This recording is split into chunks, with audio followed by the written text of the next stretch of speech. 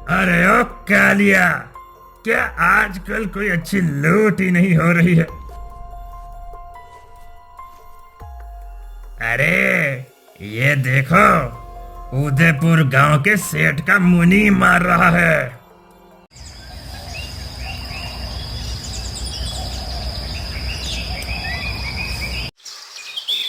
उदयपुर नाम के एक छोटे से गांव में रघु नाम का लड़का अपनी माँ के साथ रहता था। चलो, अब मैं खेत की ओर निकलता हूं। बहुत देर हो गई है। माँ, ओ माँ, चलो मैं खेत की ओर निकलता हूं। आज मुझे खेत में बहुत काम है माँ। तो कभी मेरा एक भी कहना नहीं मानेगा, नालायक। सुबह से शाम तक खेत में ही काम करता है। अरे तो क्या घर में ही पड़ा रहूं? कैसी बातें कर रही हो? और तुम्हारा क्या कहना मैंने नहीं माना? मैंने तुझे कब से कहा था कि सेठ जी के यहाँ नौकरी कर और पैसे कमा। तेरी खेती से तो अच्छा ही है वो कार्य, और ज्यादा पैसे भी तुझे मिलते। और मैंने भी तो तुम्हें कब से कहा था कि मैं अपनी जमीन में खेती ही करूंगा। मुझे कोई सेठ के यहाँ काम नहीं करना है। मेरी बात तो ये लड़का कभी नहीं समझेगा, अपनी ही मानेगा। अपनी ही मनमानी करता है ये, और तेरे भले के लिए कहती हूँ मैं। अरे वाह, क्या बात है, वाह। ठीक है माँ, हो गया ना तुम्हारा। अब मैं चलता हूँ, मुझे खेत में काम है। इतना कहकर रघु वहाँ से अपने खेत की ओर चला जाता है, और रघु की माँ को बहुत ही ज्यादा दुख होता है।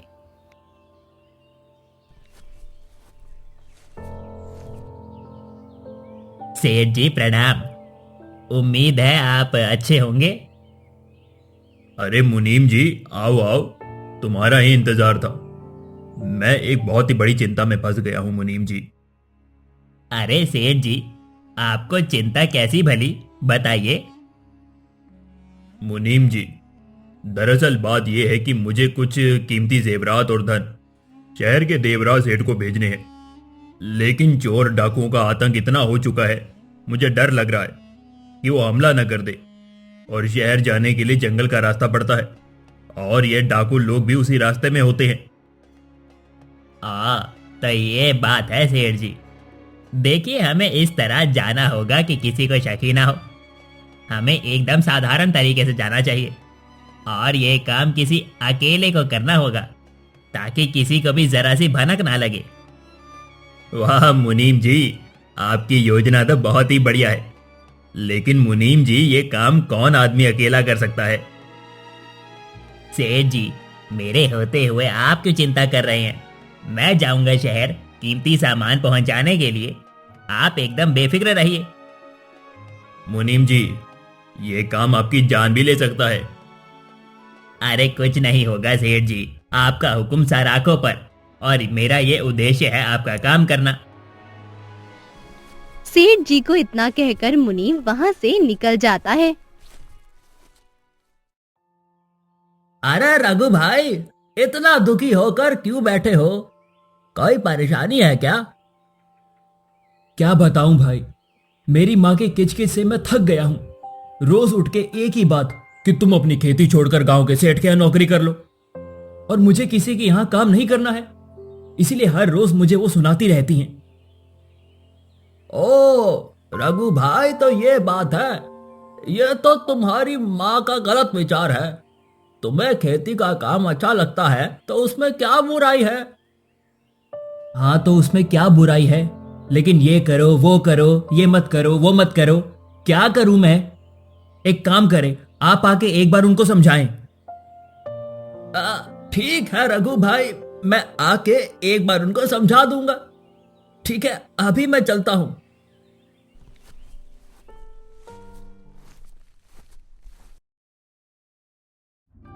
अरे ओ कालिया, क्या आजकल कोई अच्छी लूट ही नहीं हो रही है?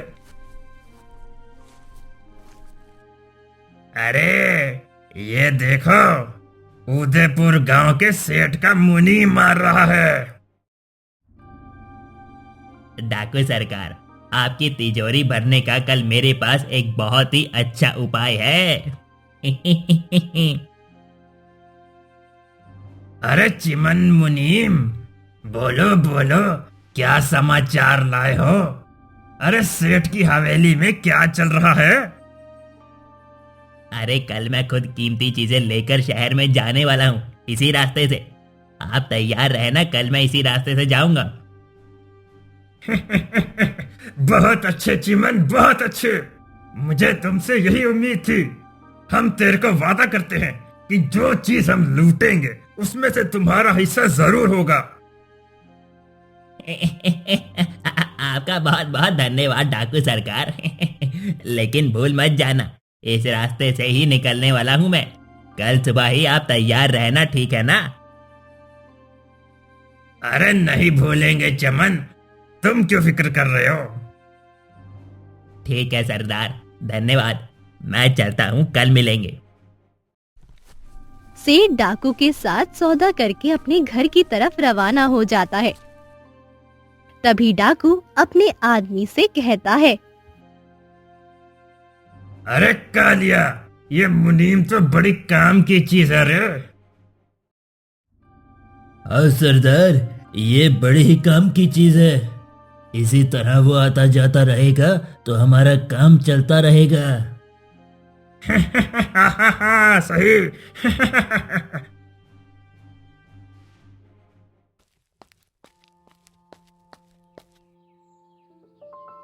अरे माँ, क्या हो गया? फिर से मुंह लटका कर बैठी हो। चलो खाना खा लो, ठंडा हो जाएगा। चलो। मुझे नहीं खाना। तू कहा मेरी कोई बात मानता है? तुझे बस तेरी ही मनमानी चलानी है। अरे तू खेती काम छोड़ के देवराज सेठ यहाँ नौकरी कर ले। कितने बार मैंने तुझे कहा है। माँ, तुम फिर से वही बात लेकर शुरू हो गई। अरे मैंने भी तुम्हें कितनी बार कहा है कि मैं सेठ के यहाँ नौकरी नहीं करूंगा। मैं बस अपनी खेती बाड़ी का ही व्यवसाय करूंगा। लेकिन नालायक, तुझे वहाँ काम करने में क्या दिक्कत है? अरे कितना अच्छा पैसा मिल रहा है तुझे, दिक्कत क्या है? देखो माँ, जो देवराज सेठ का मुनीम है ना, वो मुझे जरा भी पसंद नहीं है। बहुत ही बड़ा हरामी है। इसीलिए मुझे वहां काम करने ही नहीं जाना है। लेकिन तुझे तो अपने काम से काम रखना ही उस मंत्री से तेरा क्या लेना देना है? माँ, अरे तुम मेरी बात नहीं समझ रही हो। मैं वहां काम करूंगा तो वो मुनीम सेठ जी के पास मेरी कोई ना कोई चुगली करेगा ही और मुझे सही से काम नहीं करने देगा। इसीलिए मैं वहां काम करने नहीं जाऊंगा। बस मैंने कह दिया सो कह दिया। रघु की ये बात सुनकर उसकी बूढ़ी अम्मा को बहुत ही ज्यादा दुख होता है। सेठ जी, अब सारी तैयारी हो गई है और समय भी हो गया है निकलने का। अगर आप इजाजत दे तो मैं अब निकलूं। लेकिन मुनीम जी, ध्यान रखना, तुम अकेले ही जा रहे हो ना? वो डाकू चोर बड़े ही खतरनाक है। अगर तुम्हें कुछ हो गया तो? अरे सेठ जी, आप बेफिक्र रहिए, मुझे कुछ भी नहीं होगा। और अगर हो भी गया तो क्या, आपका कार्य ही मेरा उद्देश्य है। चलिए अब मैं चलता हूँ। हाँ हाँ, जाइए मुनीम जी, अब तुम निकलो वरना देर हो जाएगी।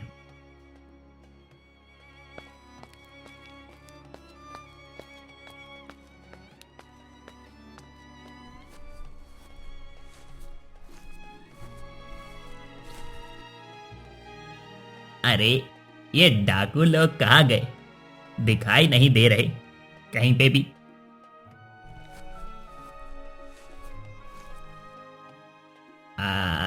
ओ रहे, चलो आज तो बड़ा हाथ मारूंगा। डाकू सरकार की जय हो। देखिए जी, मैं आ गया। क्या चिमन मुनीम, तुम भी यार?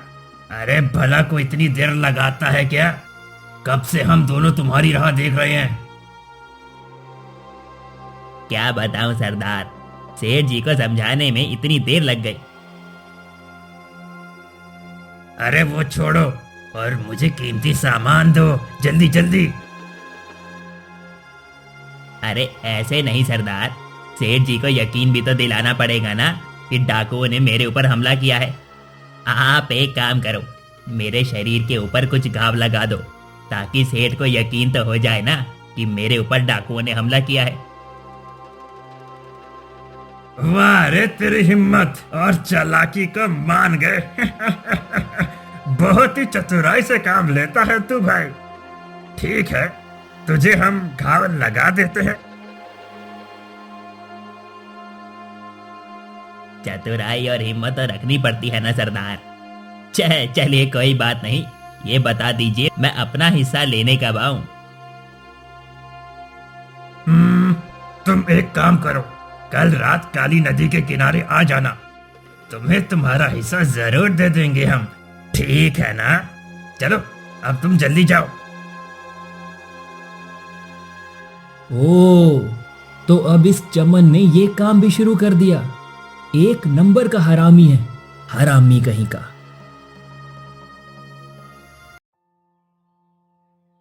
अरे चाची, क्यों इतनी उदास बैठी हो? कोई परेशानी है क्या?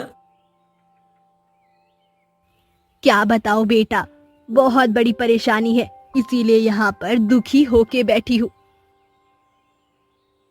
मैं जानता हूँ चाची, आप क्यों परेशान हो। मुझे कल रघु ने सारी बात बताई कि माँ मुझसे रूठी हुई रहती है। हाँ देखो ना बेटे, मैंने उसे कितनी बार समझाया कि तू सेठ जी के वहाँ नौकरी कर, तुझे अच्छे पैसे मिलेंगे, पर नहीं, मेरी बात तो मानता ही नहीं। अरे चाची, उसे खेती करना अच्छा लगता है तो उसे करने दो ना, तुम्हें क्या तकलीफ है। चलो तो उसे अब कुछ मत कहना, मैं चलता हूं।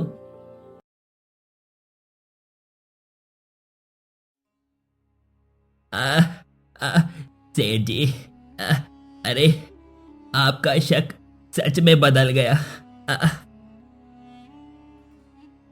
ओ मुनीम जी, आपका ये हाल उन लोगों ने किया है?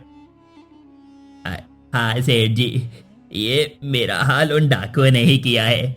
मुझे बहुत मारा और एक फूटी कौड़ी भी नहीं दी हुई, सारा धन लूट कर ले गए। अरे वो तो भगवान का शुक्र मानो कि तुम्हारी जान बच गई। इसीलिए तो मैंने कहा था कि तुम कुछ पहलवान को साथ लेकर जाना। अरे सेठ जी, वो बहुत सारे थे और मैं अकेला। अगर पहलवान साथ ले गया होता तो उन्हें भी मार देते। मैंने बहुत कोशिश की लेकिन मैं हार गया सेठ जी। अरे वो सब बातें छोड़ो, तुम जल्दी से वैद्य के पास जाओ और अपना इलाज करवाओ।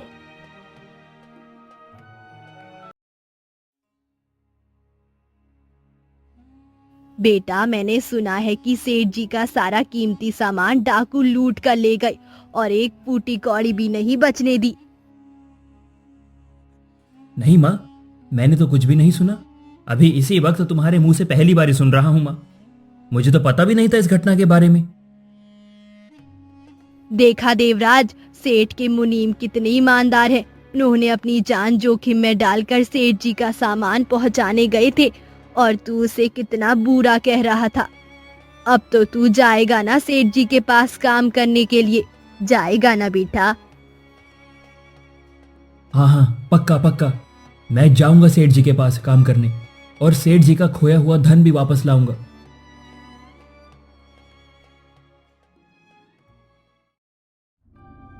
अरे कालिया, हमारा तो भाग्य ही खुल गया इस मुनीम की वजह से। कुछ भी कहो मगर उससे बढ़िया आदमी कोई हो ही नहीं सकता। हाँ सरदार, वो तो है। अब फिर से एक बार अगर मुनीम जी कोई ऐसी चाल चले तो मजा आ जाएगा। कालिया, वो देख सामने, वो कुल्हाड़ी लेके कौन आ रहा है?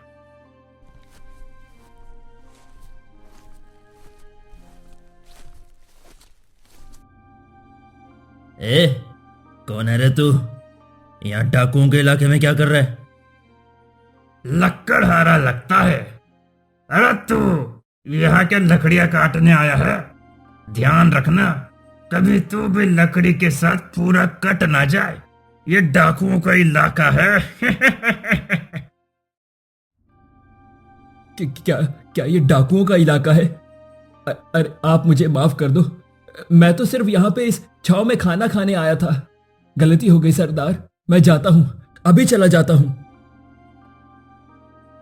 अरे कहीं जाने की जरूरत नहीं, जरा हमें भी तो खाना खिला दे, बहुत भूख लगी है। हाँ हाँ लीजिए ना, आप दोनों भी मेरे साथ खाना खाएं, मुझे कोई दिक्कत नहीं है। लेकिन आप मुझे कुछ करेंगे तो नहीं ना? मेरा मतलब है कि कोई मारपीट तो नहीं करेंगे ना आप? अरे नहीं, क्यों चिंता कर रहे हो? अरे ये डाकू ऐसे किसी को नहीं मारते हैं। चल ला खाना दे। अरे वाह, बहुत ही बढ़िया, बहुत ही बढ़िया, कितना अच्छा खाना है। तुम रोज यहाँ पे आओ और हमें खाना दे देना। वैसे किसने बनाया है ये खाना? तूने? ये खाना स्पेशल मेरी माँ ने अपने हाथों से बनाया है। मैं तो यहाँ हर रोज लकड़ियां काटने आता हूँ, रोज आपके लिए खाना लेकर आऊंगा।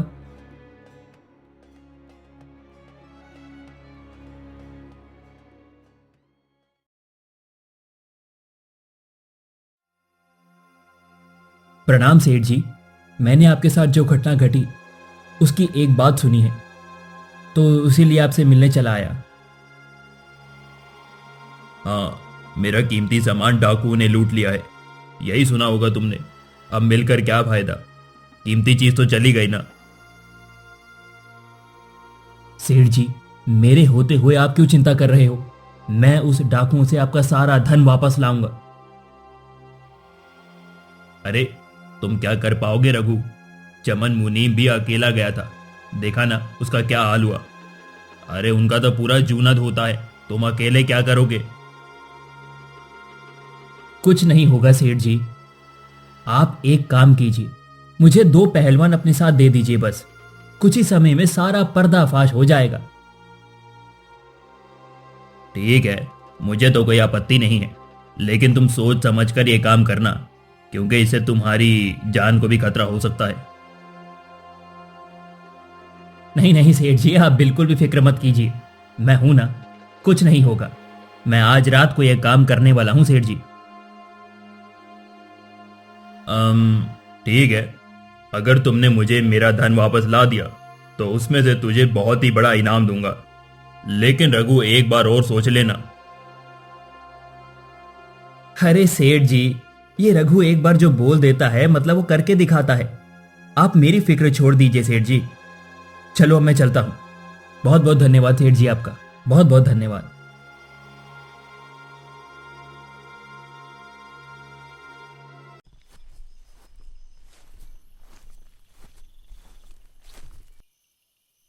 अरे कहां मर गया ये डाकू? ये अंधेरे में दिख ही नहीं रहे। उनका गिरोह तो यहीं कहीं पर था ना?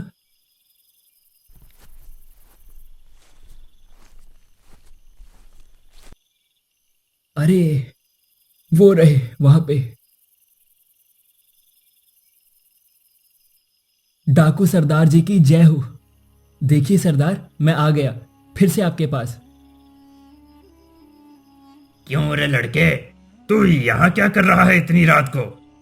कहीं तू हमारे साथ कोई साजिश तो नहीं कर रहा ना?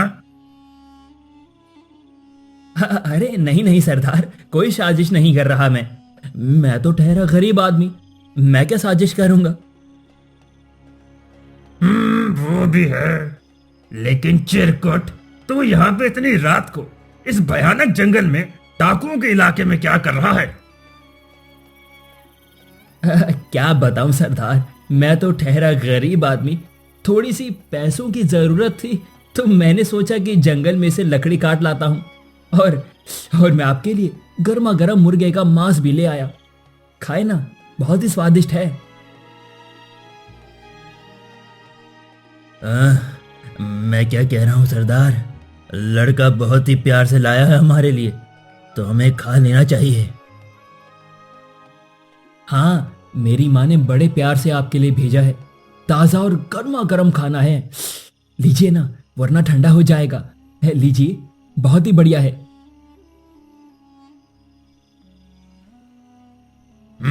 वाह छोकरे वाह, क्या खाना बनाती है तुम्हारी माताश्री, मजा आ गया। बहुत ही बढ़िया खाना बना है। मैं तो कहता हूं कि रोज हमारे लिए ऐसा खाना बना कर लाना। अरे उसमें क्या है, खाना खिलाने में मैं रोज खाना लेकर आऊंगा, इसी बहाने आपसे मिल भी लूंगा।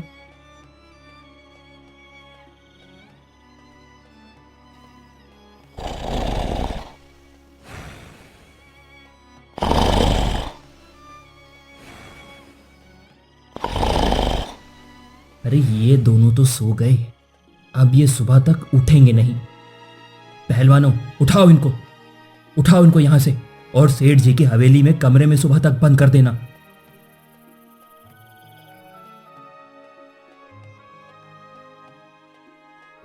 सुना है कि देवराज सेठ का सोना जिस डाकुओं की टोली ने लूटा था वो कल रात पकड़ी गई है।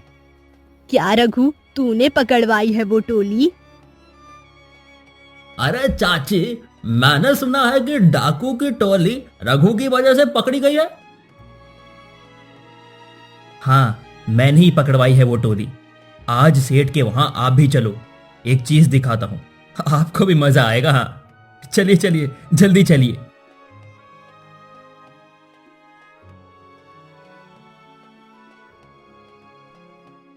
तो तुम दोनों ही हो जिसने मेरा सारा धन लूटा है, आज पकड़ में आ ही गए हो। कहाँ है मेरा सारा धन जो तुमने लूटा था, नालायकों? अरे हम यहाँ पर कब आए, कुछ समझ नहीं आ रहा। याद आया, ये करतूत इस लड़के की है।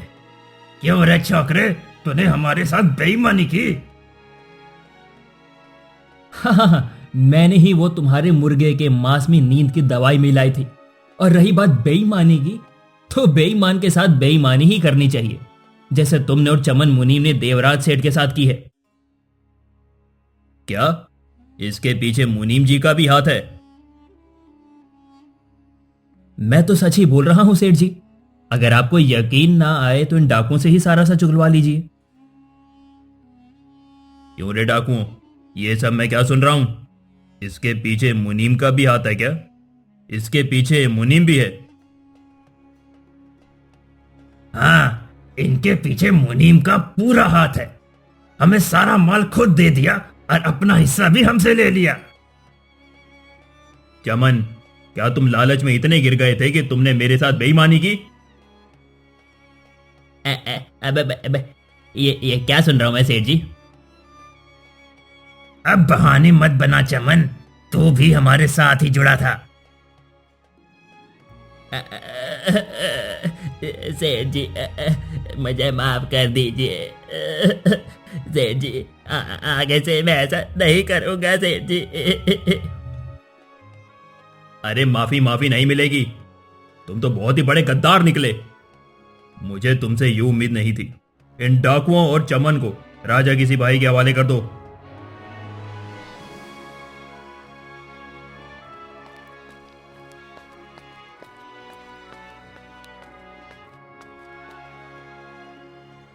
वाह रघु वाह, मुझे खुशी हुई कि तुमने अपनी ईमानदारी और चतुराई से डाकुओं के साथ मुनीम का पर्दाफाश कर दिया, वरना ये मुनीम तो मेरे साथ आगे जाके क्या क्या बेईमानी करता उसका तो कोई पता ही नहीं चलता। बहुत अच्छे, तुम्हें तुम्हारा इनाम जरूर मिलेगा रघु बेटा। अरे सेठ जी, ये तो मेरा कर्तव्य था। ये लो बेटा रघु, इस पोटली में सोने के सिक्के हैं, तुम्हारा इनाम। बहुत बहुत धन्यवाद सेठ जी, आपका बहुत बहुत धन्यवाद। अब मैं चलता हूं। वाह बेटे वाह, मुझे तुझ पे आज गर्व हो रहा है। मैं खामखा तुझे नीचा समझ रही थी, तुमने बहुत ही ईमानदारी का काम किया है। वाह।